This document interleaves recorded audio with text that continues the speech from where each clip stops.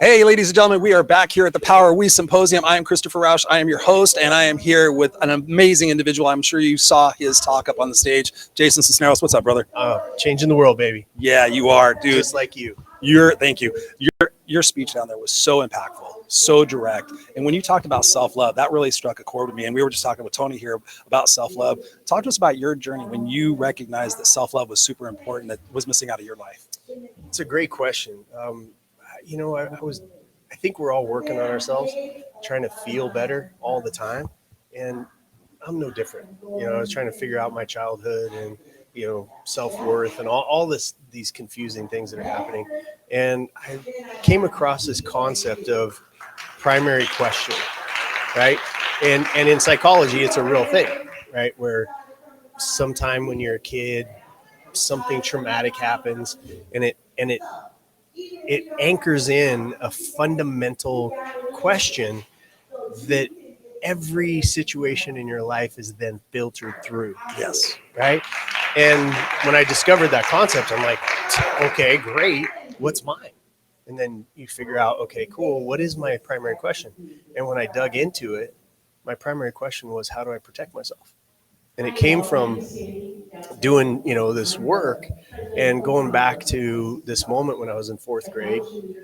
And, I just moved in, white kid, into an all Hispanic town, getting beat up every day, calling my adopted father. At the time, I thought he was my dad, but calling him and saying, or not calling him, but just asking him to come and pick me up from school so I could quit getting beat up. Yeah. Right.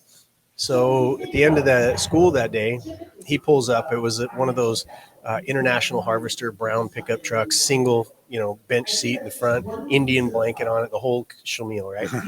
And so I walk out the front door of the school, never forget it. Walk out, I see the truck across the bus lane, and I'm like, yes, I don't have to fight today. And so started to walk out. Here comes the little gang, jump me.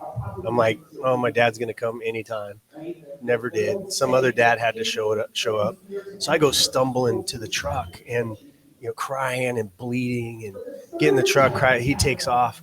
And we get to this T in the road, and I'll never forget, we get to the stop sign. And there's an abandoned house across the street, and you go left. And when we stopped, I looked over at him and I said, why didn't you help me? Right? And no sooner had the words fallen off my lips than his fist came across, boom, psh, my head blew out the window. And it was in that moment, right, in fourth grade, that my primary question became, how do I protect myself? And then I don't know that. I didn't pick it. Nobody that's watching, this interview picked what our primary question is. Right. And it colored everything for me.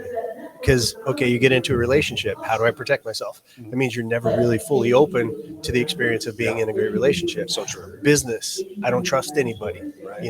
Keep it really small and tight, so controllable. Right. All these things that it ended up filtering and coloring my life. Well, when I discovered that, I was like, oh, great. What do I do now? Yeah. Well, the answer is you pick a new one and you realize that your old one is a series of 20 years, 30 years of repetitive thought, which becomes, in neuroscience, becomes a neural net pathway. Yep. Right? This is real stuff, real Wires science. and This isn't fires. like, woo-woo stuff. Neuroplasticity. I've had a couple of neuroscientists on my show, and they've explained this. And there's, spectrography and all that stuff where it shows your patterns of thought. So pretty soon, it's so well built that it goes past it. Instead of stopping at the prefrontal cortex, which is what changes all of us, it's the difference between us and any other animal, is the ability to pause, process, and then react. Right.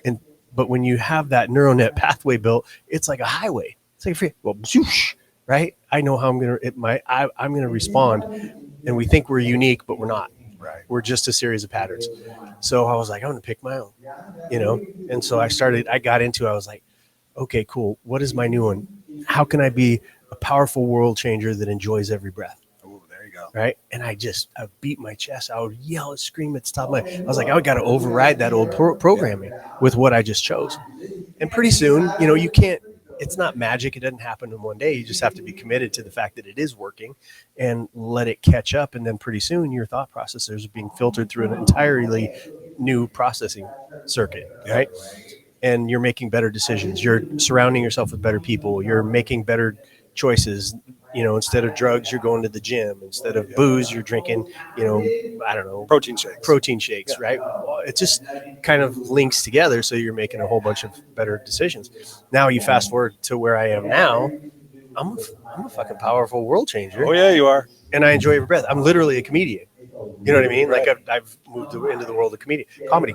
So all of that to tell you that everybody that's watching your show and this interview is that you got to figure out what it is you're thinking, but don't worry so much about, now what do I do? Just pick something new, right? And think it and breathe it and be intense about shifting and changing that programming that you've got in your brain. Mm-hmm. And so that's what we do here. Yeah. It's a small step. Is to get in and say physiology, how you hold your body, all the stuff that we learned for Tony Robbins years and years ago. And then how now we're figuring out how all of that worked and linked to neuroscience with the plasticity of the brain, right? Which is a real thing. Mm-hmm. So that's what we do here, just to break them out of a pattern, and I'm passionate about it. I will do crazy things, as you see, to make sure that I break as many people out of that. Like, they're like, what the hell is happening? Yeah. I want that space for them, because that's the only time that you're going to create. There's a little scratch in the record now, right? And so next time they're, maybe going to go do a drug deal, or they're going to do whatever. It comes to that record and goes, skip. What the hell was that? Oh, Jason said, right? Yeah. Or Lauren said, or Dr. Tanya said, or you said, or that's what we are. We're just there to scratch the record just a little bit. Give them an opportunity.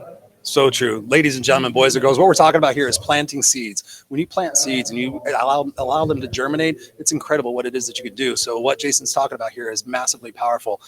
When you were talking about that, I couldn't help but think about the fact that a lot of people say, I'm doing the best I can. I'm doing the best I can. And I caught myself a couple of years ago. It was crazy. I said I did the best I could, but then I said, Chris, was that really your best? Right. Was that your best, Chris? And I was like, no, it wasn't. It's a pressure valve. Yeah.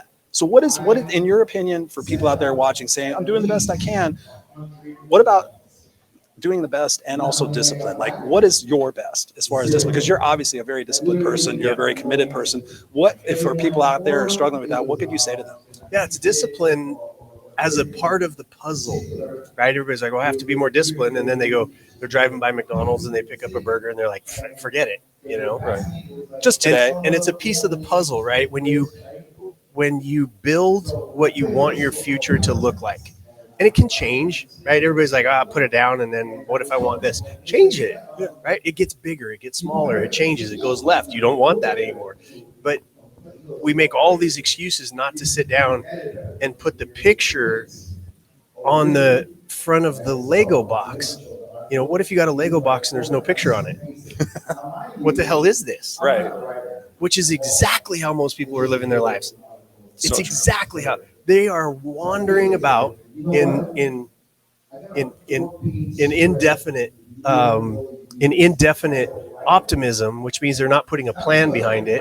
They're not executing. They don't have a picture on their box. And so, if you don't have an outcome, how are you going to hit it? How do you know if you hit it? You're not going to.